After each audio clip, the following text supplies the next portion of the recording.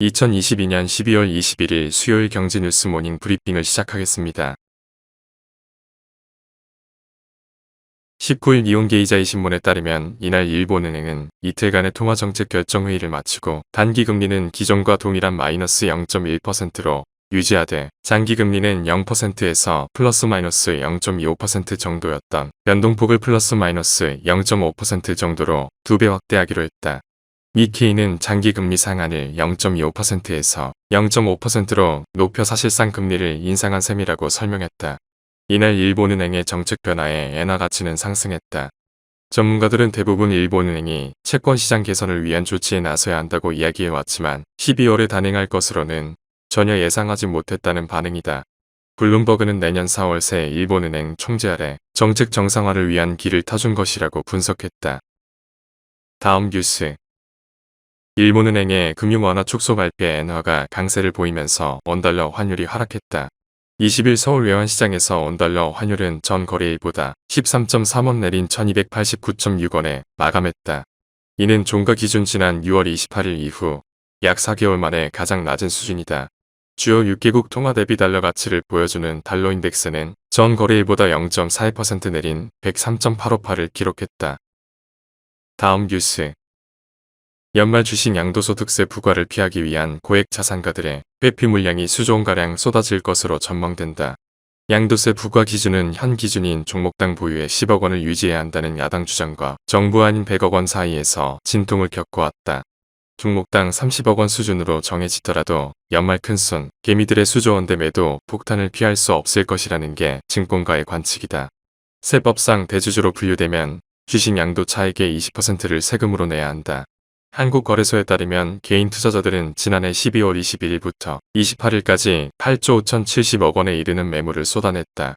특히 개인들은 증시 마지막 날인 12월 28일 하루에만 3조 원이 넘는 매도 물량을 내놨다. 다음 뉴스. 유럽연합 에너지 장관들이 19일 가스 가격 상한제에 합의했다.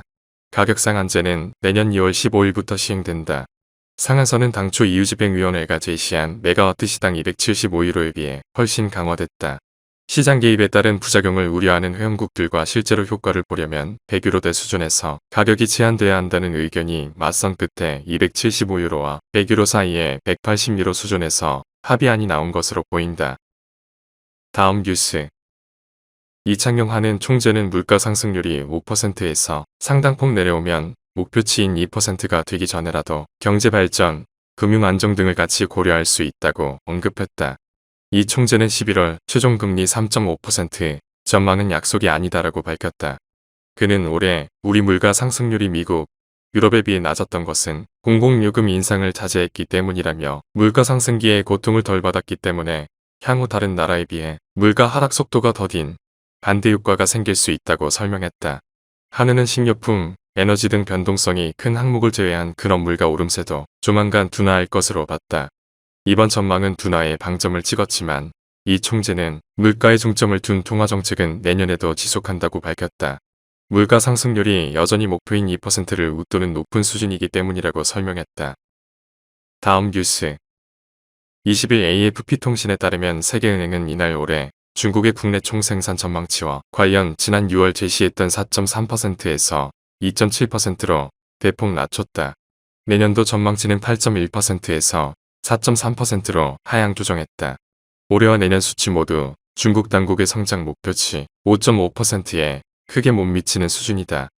세계은행 측은 중국 연간 GDP의 약 4분의 1을 차지하는 부동산 부분에서의 불확실한 우려가 거시경제와 금융 부문에 영향을 끼칠 수 있을 것으로 우려했다. 하지만 중국 내부에서는 내년 V자 반등을 점치는 목소리가 적지 않다. 정부의 적극적인 성장 지원 정책과 여전히 견조한 중국의 잠재 성장률 등도 근거로 들고 있다. 다음 뉴스. 폐기물 시장으로의 대기업 진출이 활발해지고 있다. 20일 업계에 따르면 SK이노베이션은 최근 성일 하이텍과 폐배터리 금속 재활용 합작법인 설립을 위한 업무 협약을 체결했다. 굴지의 대기업이 연이어 폐기물 재활용 시장에 적극적으로 뛰어드는 것은 폐기물 산업이 가지는 매력이 그만큼 크기 때문이다. 일단 원자재 가격이 상승하고 공급이 불안정한 상황에서 에너지 회수 재이용은 필요한 사업이고 폐기물 발생량이 갈수록 늘어나고 있어 안정적인 수익원으로 자리 잡을 수 있다. ESG 경영에 부합하는 비즈니스 모델이라는 점도 기업에는 플러스 요인이다. 다음 뉴스. 하나은행이 고시한 12월 20일 오후 11시 54분 원달러 환율은 1290원입니다. 시청해주셔서 감사합니다.